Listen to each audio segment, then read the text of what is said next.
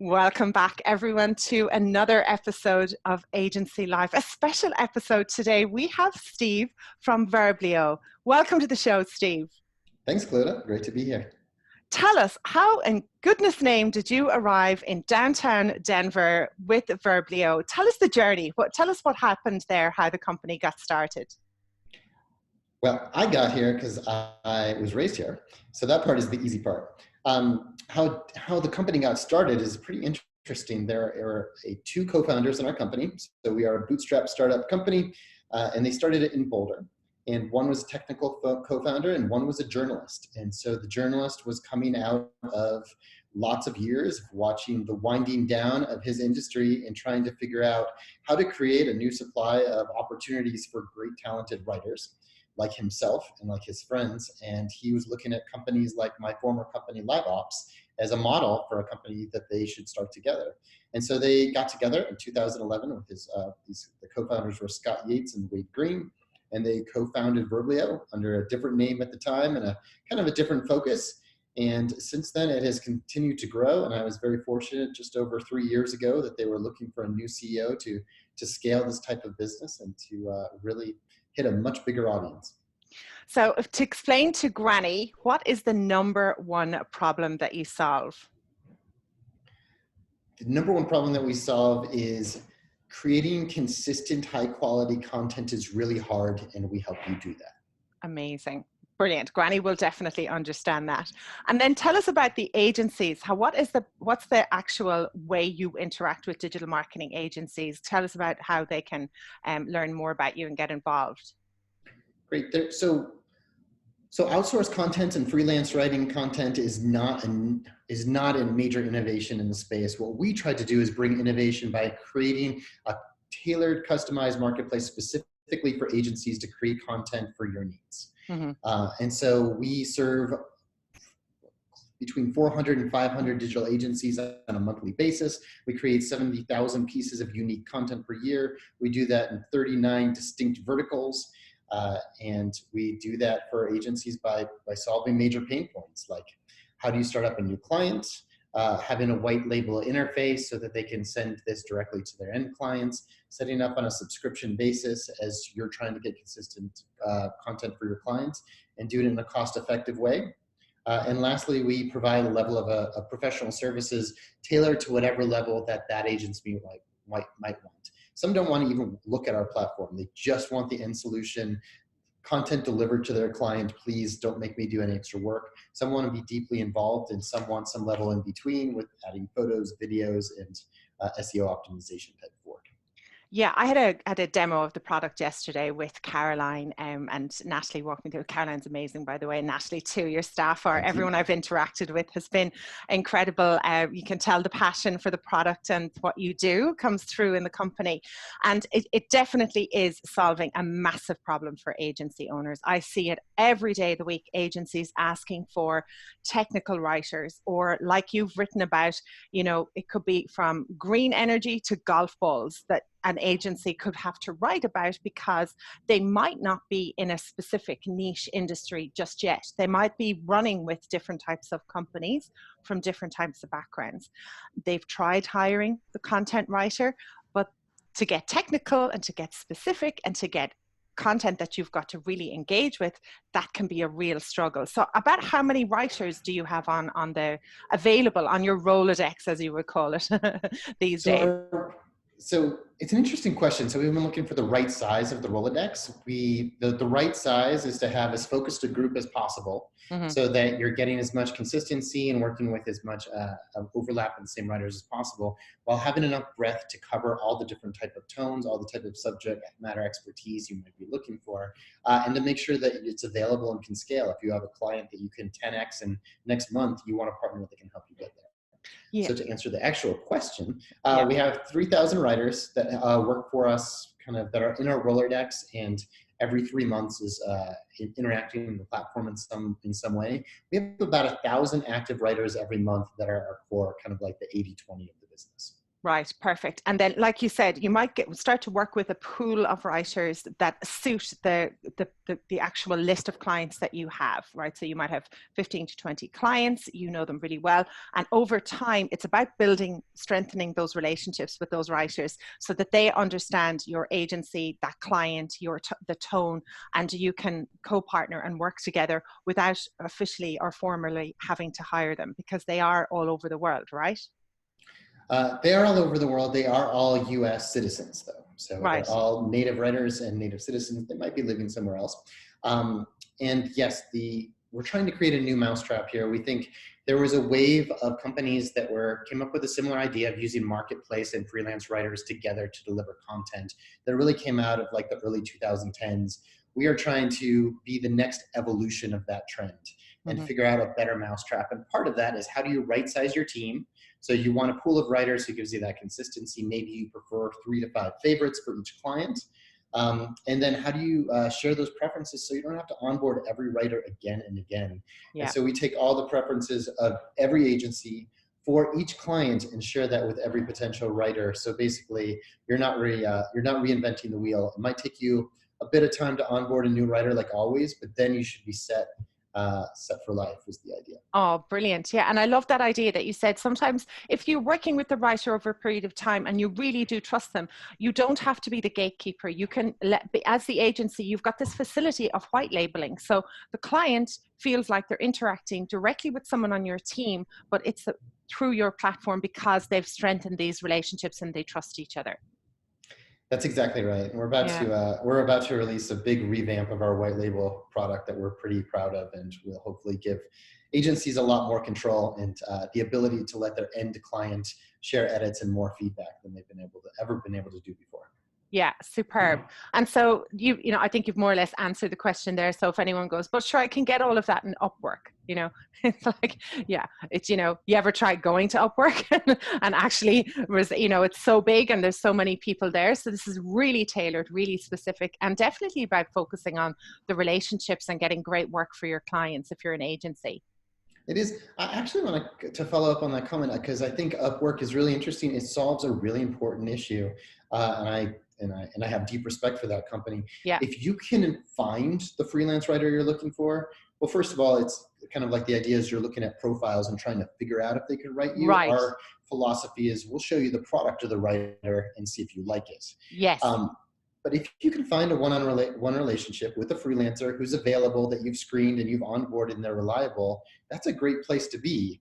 The challenge is that, as you were just saying, it's such a hard thing to pull off, and especially if you have a more complex business. So we find a lot of companies that start that way, agencies that work with 1 or 2, and all of a sudden they now have 10 to 100 clients and a bunch of different spaces, and that's when we usually get our panicked calls. Yeah. Oh no, it's a great platform. Don't get me wrong, and that's where it started. We've been, we were working with it before then, whatever it was called. I can't remember what it was called beforehand. It's called Eliance, and that's right. Yes. Well, you remember. You remember them too. And I think it has been, but like a lot of things, they've just got so big, and then you're just spending so much time to try and get in there. Like I remember what Fiverr was like, 10 years ago, and that was an easy platform, and it was a Fiverr, and now it's all evolved. And I think the gig economy and what we're seeing about flexibility, like you just said, these people are US citizens, but they're actually living all around the world because people like that. They like the flexibility. They're very fond of that, living in different places. Which led me to the other thing I just thought was really unusual as well, is it's in English at the moment. I presume there could be future plans, but English at the moment, but lots of different types of English. Tell us about the differences, because I just found that fascinating. This was a learning from a client. So we work with agencies, and I think around 20 different countries right now. Wow. And we were delivering content, and I tried to check in with all of our agencies. I drop everybody a note after a couple of months on board, and I ask for personal feedback. And we try to make that part of the way we stand out. And I learned a ton from talking to all of you guys. You are all snowflakes and approach things in a lot of the same ways, but so many different ways. And so I was talking to an Australian agency, and he said, I love your platform, blah, blah, blah. But you guys just don't get the nuances of Australian English, and especially New Zealand English, which I didn't know was a thing, but I have much to learn, and I apologize for my Americanness.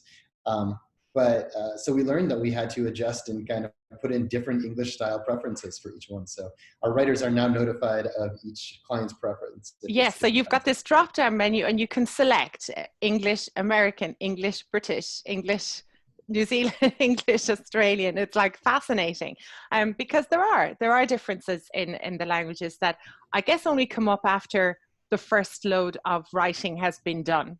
And then Yes. obviously I can imagine you had to learn this through trial and error, as you said, to doing it and then picking it up afterwards. So that's really good to know. It's about 20 different countries. That's fascinating. Where's the kind of biggest, outside of the US, where's the biggest growth you're seeing from the agency side of things? So the biggest areas outside of the US are Australia, kind of places where the American dollar is, where, you know, there's an arbitrage labor opportunity. Right. The UK is another one for sure. And then there's a big Middle Eastern presence as well, like places like Dubai that have really hot economies and need a lot of English content. Interesting. That is, yeah, definitely they're a little bit behind there in the Middle East. So we have a wonderful opportunity to get them up to speed when it comes to anything digital marketing, content, websites, all of that. And what are the types of things that, it's like an agency who's been, you know, obviously struggling with this, what are the types of things that they say to you after a period of time? What are the kind of relief statements that you hear from them? Oh, that's a nice question. In general, it's the ease of use. So we focus on a few different things. In order to get this platform right, it's really a mix of a few different services all combined together. So the way that Brian Halligan has talked about the way that companies are differentiating themselves in the modern world is through an experience as opposed to a product differentiation. Right. And that's the way that we think of it as well, is really incremental and experiential differentiation. And so we want it to be, so things we hear are super easy to use and intuitive platform. That's music to our ears. We have Brilliant. a really unbelievable, our head of product was a former designer from Blue Apron and from other companies like that, is thinking about the user experience all the time. We hear that the quality of writing is excellent and exceeds expectations. Our favorite, one of the reasons we like working with agencies is because you've worked with a lot of other partners. So you know what good looks like. And you know that the subjectivity of working directly with SMBs, which is so much harder because they haven't worked with enough to actually see repetition and to know what good looks like. Right. And so the first part is our content creation platform. So that's really SaaS. The second is our writers, which is really a marketplace trends. And our third is professional services, which is we try to make our teams enjoyable to work with as possible. People here love our business and love working for the writers as well. It's really important to them to kind of like have a passion of other stakeholders that we're working for outside of just our clients. Yeah, everyone I've interacted with, I can tell they really want to be there, and it's a relationships business. You know, it's really important. Before Verblio, did you actually work with digital marketing agencies like this MarTech kind of style of people before? Before Verblio, I'd never worked with agencies. Right. So what's been the biggest surprise you've had working with them? What are you coming across? Be honest. It's a safe space. Yeah, sure. In a very non-public space. So the first goes back to what I was just saying about the snowflakes. There are just so many unique stories. So part of why I want to talk to every agency a couple months after they come on board is how the experience is going, what else can we do better, feedback, things like that. And part of it is I just love the origin stories. Every one of them comes out differently. Everyone's got their unique path to get there. Yeah. So I think that's number one. Two is, how do I say this? Marketing trends in agencies is a very strange concept. So I go to a lot of agency conferences and they're talking about all the top trends. So things like agencies should become very hyper niche focused, both vertically and horizontally on the product side. Yeah. But the number of agencies actually doing all of these top trends is much lower than I would have accepted. So the number of agencies standing out and doing top marketing trends, I think there's a lot of influence. Agencies are trying to balance being thought leaders and also dragging their clients with them for what they're being asked for. Yeah. And so that tension of you wanting to do right by your client, bring in all the new innovations, all the top trends, with your clients pressuring you for like, I heard blogging's a good thing. I'm going to do that. Video's hot. Can I get those blogs, those videos? Is an interesting push-pull that I didn't really get the dynamic of before I got there. Yeah, it is fascinating. You've actually identified something quite unusual about that industry. And I experienced it myself, both having my own agency in the past and having worked in HubSpot. And I think where it comes from is, if you can imagine that everyone who ever has even worked in an agency for 6 months, they are the Jetsons. They are in the future. And what they don't understand is, because their passion for marketing and their passion for digital, and the fact that even if they're not digital natives, or they haven't been born, like in the 1990s, people like me, like in my 40s, 50s, we just pick up on this technology because we just keep at it. We've got this very determined perseverance around technology. We're not afraid of apps. We're not afraid of websites. It's a certain type of personality, but there's a lot of people out there who are quite reserved. I have friends my age in their mid 40s, and they have no clue about technology because they're not interested in it. It was something that they weren't passionate about. So I think where the difference comes is, if you're interested in digital and marketing and agencies, you go out there and you go all in. And you cannot understand sometimes, why does nobody understand that? Facebook's been around for 15 plus years. Why do you not know that? They don't get that they're not as passionate about it, or as all learning. They'll learn about something new and they'll spend weeks learning all about it, and then they'll kind of go, but but why aren't you going to do that? They don't understand that people don't move as quick, businesses don't move as quick. Some people are more conservative, and that's why they have this two camp kind of thing. They've got this, I really want to learn all about this, I'm fascinated by it, and I'm going to absorb myself. I've met digital agency owners, I've done it myself. I'll absorb myself in a product or a course or something for a weekend. Everything else falls by the wayside. They're a certain type of personality. I find them fascinating. I love working with them. Yeah, I know. It's great, isn't it? I love working with them. But it's balancing that. It's going, okay, your client is aware of what you're doing, but not to the depth and the knowledge. So don't, waterboard them with the information. Find the balance, and slow is steady. It's okay that they're not doing AI chatbots, that they just want to do a little bit of blogging and some videos. We'll get them there. It's fascinating. We have a good example. I know that our head of marketing, Paul, is going to come on and talk to you more about what we learned from our intensive, tell us about this. The survey that you've got going. So we've been trying to come up with the most comprehensive survey that agencies have used, as far as how are agencies actually using content and how do they look at it. So we're well past the 100 survey participants so far, which we're pretty proud of. Awesome. It's pretty detailed, and it's over 50 questions. We just didn't find a resource out there. And so what we wanted to share back, part of the interesting part about agencies is they all use content in a different way. Everyone's looking for the next level advantage. Everyone knows that it changes every single year. So what are the best agencies doing? I think one of the favorite parts of the survey is we asked who considers themselves to be very successful with content, and then we could look at their best practices and share them out with companies. Things like charging retainers up front, making sure it's profitable out of the gate, that it's built into your practices. All of those are into your retainer packages. All of those are kind of tidbits that you'll hear in the next round, but that we found really interesting. Yeah, now we have a link to this survey in the show notes. And if you're listening to it in March, the survey is staying open until the 31st of March. So head on over to the show notes, and we'll actually be promoting it out on social media before then, because obviously we're pre-recording this. But if you're going to get this, there'll be a whole week before the end of March where this show is going to go out. So if you're listening to this and it's March 2020, because it is evergreen content after all, head on over to the link that's in the show notes. And then what will happen is, after March, we'll actually share the survey results, because we're really excited about that. Paul's going to come on a show, and we're going to do a little mini show with Paul, and he's going to share the highlights, because I'm fascinated to hear about them as well. So yeah, we'll get some more people on that, because everyone's very curious about what everyone else is doing as well.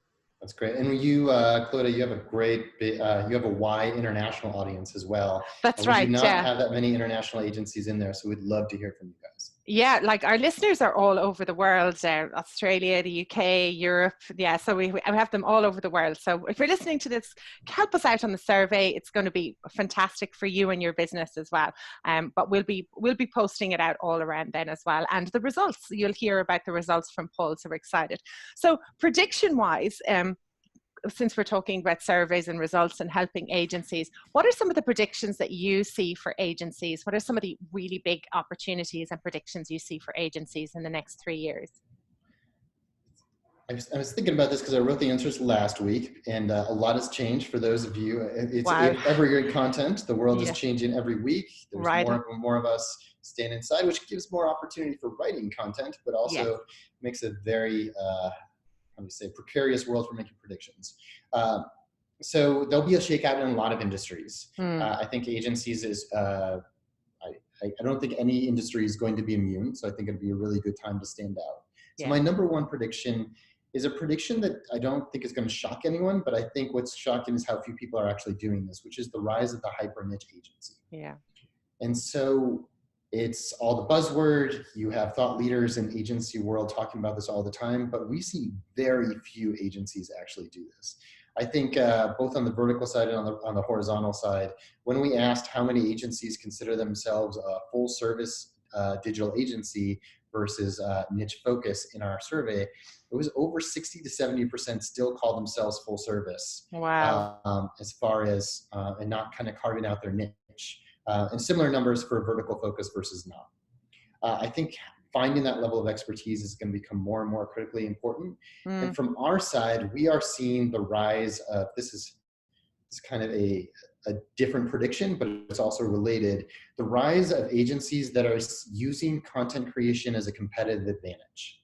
And what I mean by that is that if you use a partner like Verblio, what we're trying to enable you to do is to write as much content as your client needs to make them successful and as that you need to deliver, as opposed to the opposite version, which is the normal way of working, which is how much content could I produce with the number of writers that I have.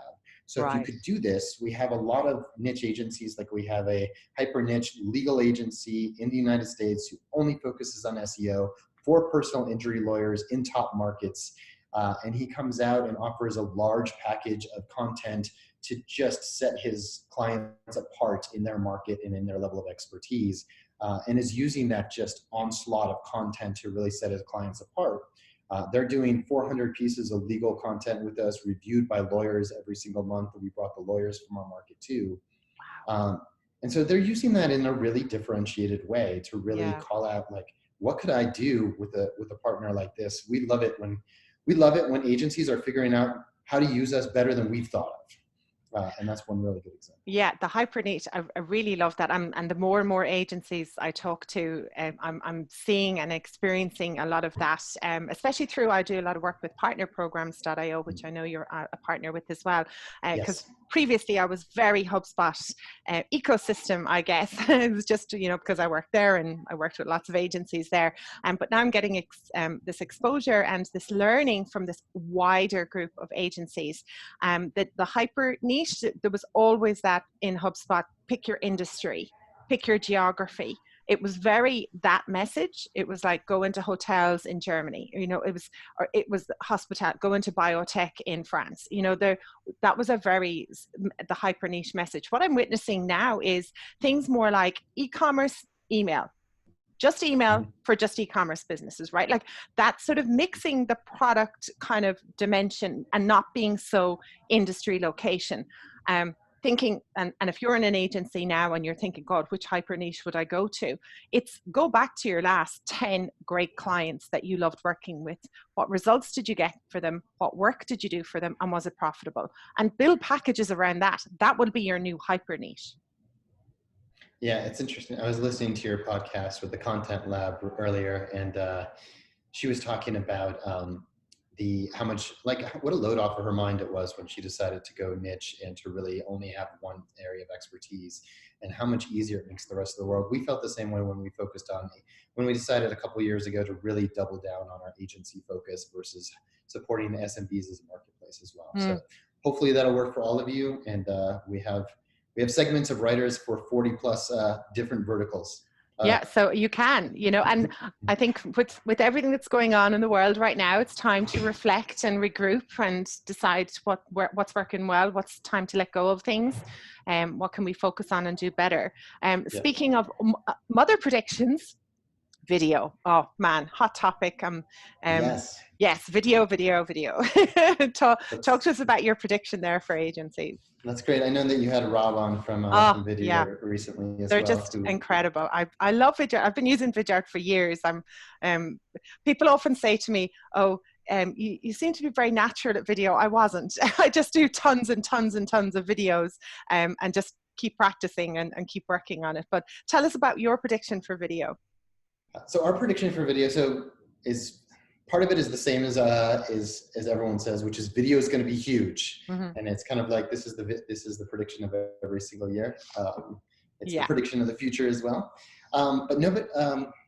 We often quote many people in the industry about Brian Halligan's 2016 inbound presentation, where he said 50% of your content should be video. Yeah. Right now. And that was before HubSpot had a partner or had any sort of an offer before they started working with Vidyard. Mm-hmm. And I think everyone's scrambling to figure it out. So some of the stats we got from our survey was that over 75% of agencies already think that video is critical to deliver with content on an ongoing basis. And the percent of people who feel agencies that they figured out how to do that is in the single digits. So I think it's the Wild West out there. Those of you who follow Verblio know that we acquired an AI video platform to transform our written content into video content about a year and a half ago, and we are tinkering away. I would say that we have MVP version 1.1, and it's going to take some development. But I really believe that in the future content world, written content's not going to go away, but video content should parallel previous trends. So the way that blogs started out was kind of more mediocre content, and they got more long form and more in depth and started writing for humans versus machines. Mm-hmm. And they got more evolved. And I think video is going to follow the same way. So the videos that are coming out right now are really not as high quality as they're going to need to be. Mm-hmm. But they're grabbing attention and they're showing impact for the agencies that are using them for their clients because they're standing out and they're the only ones there. But you're going to need to get better at it. So we are trying to deliver it in a way that unifies content and makes it multimedia, as opposed to create videos as its own content idea and platform a priority. I think great. And I think a lot of this as well, sometimes we do the whole, video's out there, it's going to be big. I think if you look at your own consumption of what you are consuming yourself over the last, I would say, year, 18 months, how are you consuming your own information, content? Like, I know myself, I don't read at nearly half as much as I used to.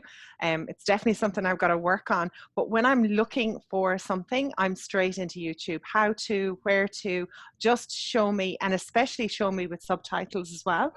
Because I might be actually have something else on, and while I'm trying to consume this too. So if you think about your own personal, what are you doing as, your personal consumption of video and what you like, and start to specialize around that. And if you're definitely an agency, first of all, if you're thinking, I don't even know where to start, 100%, we've got you guys now with the AI too, like you said, it's coming down the line. But to think about the thinking about it is to read Marcus Sheridan's They Ask, You Answer, because you could even start doing this with your clients today, because everyone's going to be trying to figure out what are they going to do. And you can start with your own clients by implementing They Ask, You Answer methodology. And his latest book is all around video. And then Vidyard is the other three, like the three prongs there of understanding those: Vidyard, Verblio, and They Ask, You Answer, all at the same time. I think that's great guidance. Yeah, I know. I talk to people a lot about, they're like, I don't even know where to start in this video thing. I can't afford a videographer. It's all that. And it's like, no, start working one-on-one with your best client right now and get them in and start doing small little things with them and improving their pages on their website with their existing content. That's the best place to start. And your third prediction, give us another one there. I love the predictions, our crystal ball. Well, the third prediction was video going to be actually on where it goes. I think the other one's more of a big trend that I think will continue, which is the trend towards long form. And what is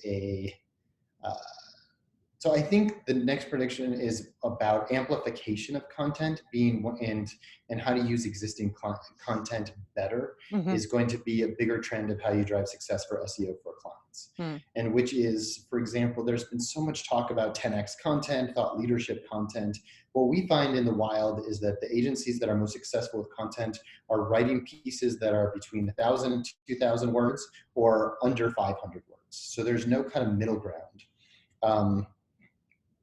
Just a quick aside, just 3 years ago, I think 10% of our content was above 1,000 words, and now it's 2/3 of our content. Wow. Just to show how quickly that turns. And a lot of that is agencies driving us for what they find most successful, and a lot of it is us driving agencies for what we find to be most successful. Yeah.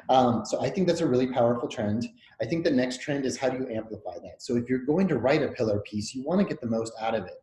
So you can have your personal writer, the person who gets you, that you invest the most in. You're spending, $100 to $150 an hour with this writer because they're a true expert in their space. Well, how do you get the most out of that? Using a partner like Verblio or using a different partner to go and turn that to 100 to 200 different support blogs and videos that support every piece of that content. Very similar to some of the HubSpot methodology that they've professed for years. And I'm Yes. sure very Yeah, familiar very with. familiar. And the other is going back to your existing content. So we found that of the companies that are agencies that said they were most successful with content, about 2/3 of them focused first on refreshing and revamping existing content and existing blogs within the system. So now that we've all been writing so much content and there's so much out there, taking the bright spots and focusing on them and amping them up is another key trend that I think is going to become more and more important. Yeah, and then looking at lots of different ways of presenting that. If we bring the video into it, you can have a blog post that perhaps the CEO and maybe the top sales guy would talk about in a conversation. They would over and back about it. You can make an animation out of it. You can make it, there's so many things that you can do, and you can get creative with the videos and definitely have some fun. If the industry that you're in has a little bit of pep and a bit of personality, that's what people love to see, is the people that they're going to work with, the clients that they're going to work with. They want to know the staff, and they want to see that person if it's not a serious industry. I think it's incredible times for agencies ahead if they pay attention to those three. So the volume of the amount of volume of content, and the fact that we can explore it and look at it repurposing. We look at video, and we also definitely start looking at hyper niching. I think now is the time to hyper niche, and just do that by looking at what do you love doing, what you did well, what was profitable, what got results for clients. The answers are definitely inside in your agency, that's for sure. That's good. I really liked you actually turned to those trends into even more interesting trends to add, which was more digestible content. How do you make it multimedia so everybody can digest it at their own personal preference level? And the other piece of it is tying existing content trends into marketing and sales channels so it becomes part of collateral.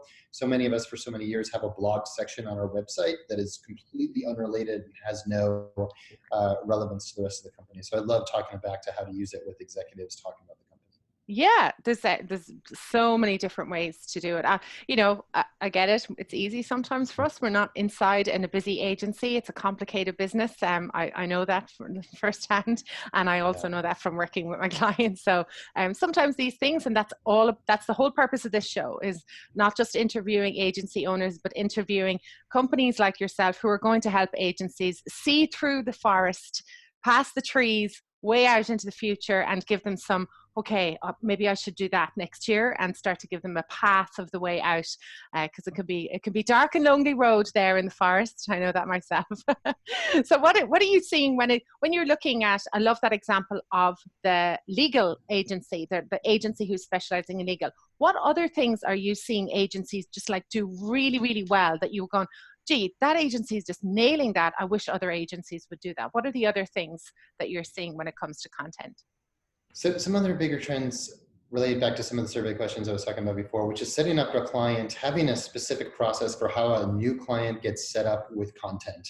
Doing a great job of expectation settings from the beginning, which is some of those are, one, it's a big part of your retainer. You're going to be spending this much. this is how much time it's going to take it to make an impact. Part two is the amount of client feedback that they're willing to elicit, which is so hard. Totally, we have this conversation all the time, but it's my voice, it's my tone. It's actually the classic outsourcing conversation in everything, including the call centers I used to work for. Who could possibly represent my voice like I do?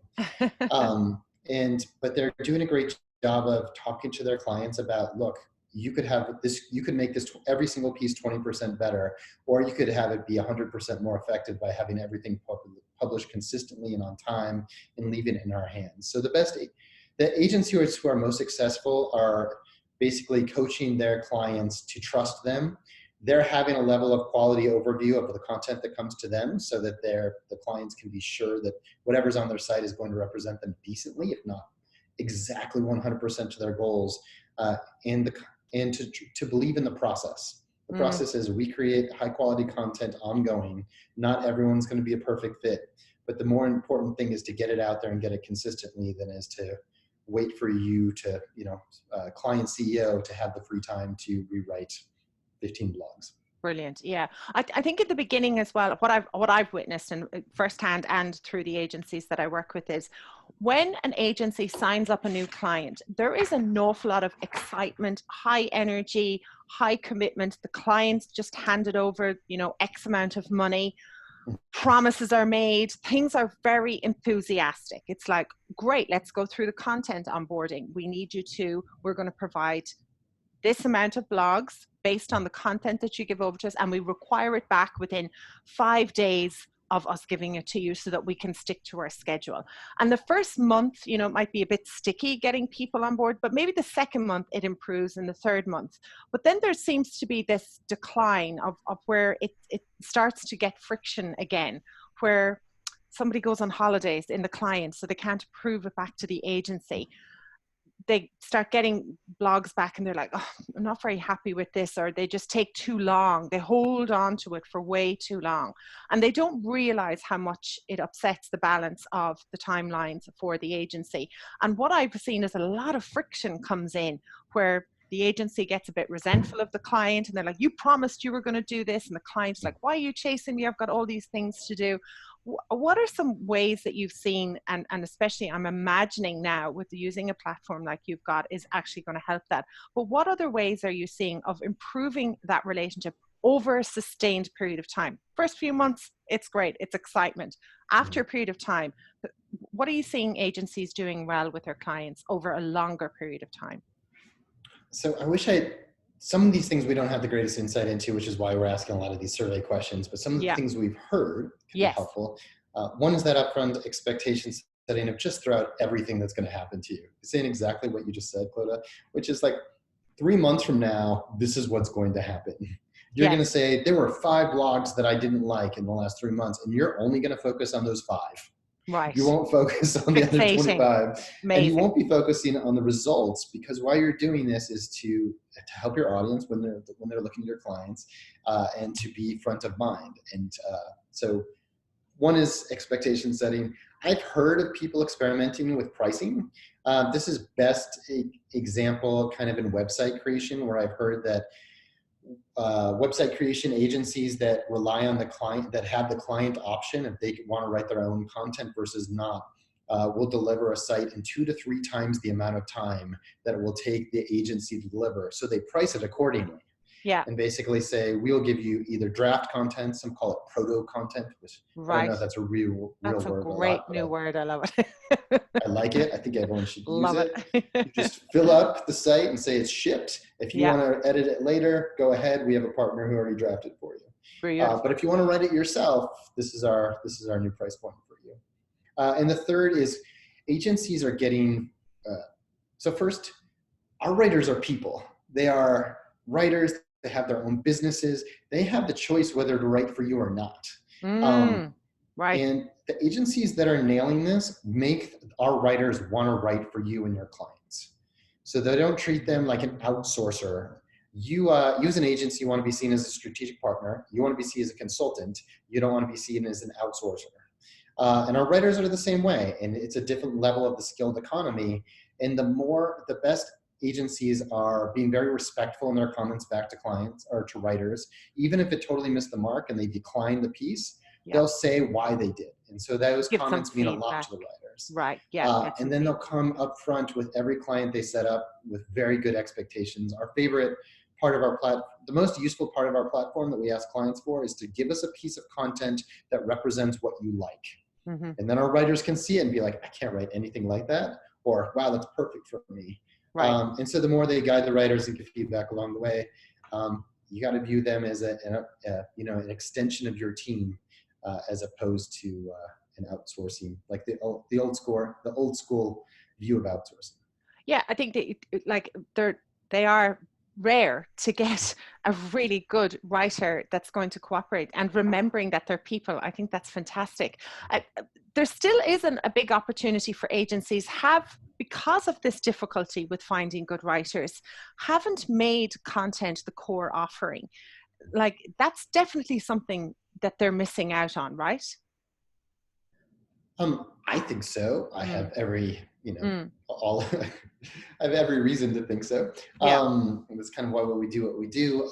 Most of the data also points back to kind of our most successful agencies say that they make 25% of their profit from content. Wow. It's a quarter of what they do. It's how they deliver it, and it's how they drive results. And so we hope that continues. We know it'll change, but we think it's an important part of the package.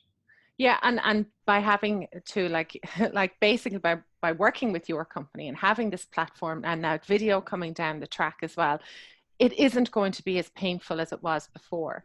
And there is so much content. No matter what business you talk to, there is so much content in there, even if it's a startup, because the people in the business, they are experts in their field. That's why they're in the startup. So there's content in their heads. But generally, there's just so much content in a business that if you can just get it right, start the repurposing, start the looking at the videos, getting it rewritten, getting it retoned, whatever it needs to be done, there's a lot of good solid work there. And let's face it, we're not going to stop consuming. If anything, we're consuming more in just different ways. Maybe it's the snippets and the sound bites and the little short videos. And then when we get time, we'll delve into the ebook and we'll delve into the long form blog post. Oh, brilliant. Well, this has been an incredible overview. I'm really glad that we've got to share this. We're very selective about who comes on the show. And it's all about, I'm very careful of who I talk to, because it really is about making agencies their lives better. Like I really care about this audience, and I feel very passionate. When I met you guys and I saw the tool, and I was like, this is something that's going to change their business, going to make them more profitable, get better results for the clients, going to have them happier teams. And it's all the core elements that I'm proud of having and shaped in the agencies that I work with. So, but Steve, let's get into some personal things about, tips and things that you have for working, because at the end of the day, agencies are owners, are people. And I love to see their evolution over the last years of them taking care of themselves, of reading more, of doing things. So what is one of the personal habits that you could share with agency owners that's helped you be more effective in your job?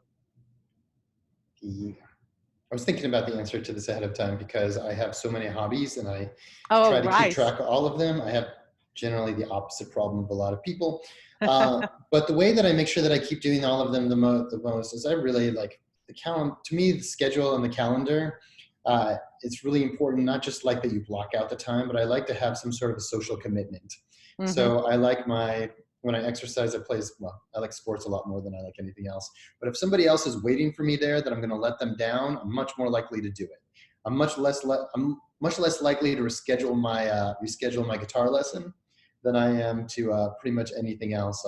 I locked in I have a 9-year-old and a 12-year-old boy, and I locked in the 9-year-old for ski lessons at our favorite ski mountain in Colorado, and 8 Sundays during the year, so I have to be there. Brilliant. Otherwise, it would be like, the snow's not that great this weekend, I'll never make it up. So brilliant. I like scheduling everything. And that's one child at a time. You do something with them. Well, that child I put in ski lessons, and the 12-year-old I make ski the back rolls with me all day. Oh, right. Perfect. And so you get to spend one-on-one time with, that's what I mean. It's like you get to spend this one-on-one time with them because you're actually doing that. I think that's a great thing to do. I know sometimes it's easier to take the kids out and do an activity, but if you can carve out some moments of spending individual time with them. I know Brian Rose from London Real, I've done some of his courses, been to his office.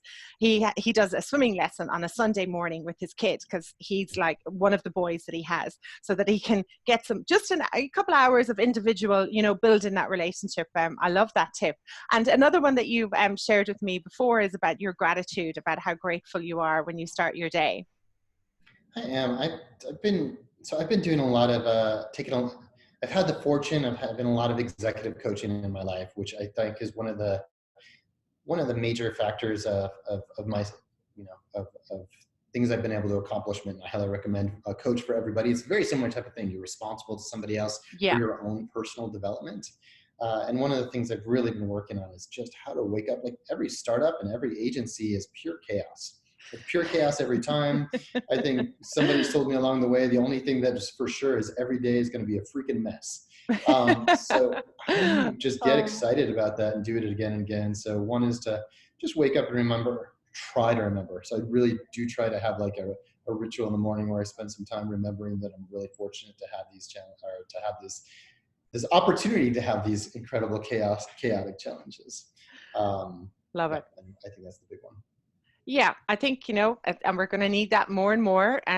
Definitely as you wake up and just feel grateful for what's coming at you. And I think for the moment, anyway, for the foreseeable future, we've all got to focus on what is within our control and what can we do. And there's plenty of things you can do. You can smile, you can have a positive attitude, you can be a good person to be around, you can do your personal training, you can eat well, you can sleep well, you can rest anyway. Might be things running around your mind, but I think we all have a lot of things to be grateful for. We're going to head into some quite tough times, we know that, but we're all in this together, and the digital agency community is phenomenal, and its partners and its extending partners, and we're all going to head on all this together. So if you're listening to this and you need some help or advice, you can reach out to me, you can reach out to Steve, reach out to the wider community. One thing you want to know, it's one thing I've learned about this group of the digital agency world. They do love to help each other, and they'd hate to hear that someone was struggling and that things were down or they couldn't figure something out. So reach out there. And then we'll finally wrap this up, which has been fantastic. Thank you so much, Steve, for this. Let's wrap up with, I always end on what tip would you have for agency owners? Maybe someone's just starting out there, or maybe they're just down the track and they need to, I need to get a grip on things. What is the tip you would give them from your desk there in downtown Denver, Colorado? How to start an agency? Well, first, I've never started an agency, so please take that for what it is. I think that you all are, I think the agency world is really lucky right now to have so many great resources to go to about how to start a resource. They have your podcast. They have a bunch of other top agency coaches that are sharing their information freely and bringing this as a resource. This didn't exist 3 years ago. I was looking for where these agencies come together. Yeah. There's conferences now. It's such an easier time to get great guidance, getting up and going. I think that would be number one. Two is find a coach, find somebody who's done it before. I have an executive coach who used to run $1 billion plus business, and I come with a list of like 10 questions of things that will take me days and weeks to figure out, and they're done in like an hour. And that type of expertise is a really fortunate thing to have. So please, I recommend go finding one. Fantastic. Well, it's been an absolute pleasure having you on the show. Thank you so much for this. And like I said before, check out the link for the survey if you're listening to this in March. And then if it's after March, don't worry. I can imagine we're going to do another survey, and Paul is going to be on the show probably maybe April. We'll get him on the show and he's going to share all the survey results, because we all love a good survey. Steve, thank you so much for coming on Agency Live today. Thanks so much for having me. Thanks so much for doing what you do. No worries. I'll see you, everyone. Goodbye.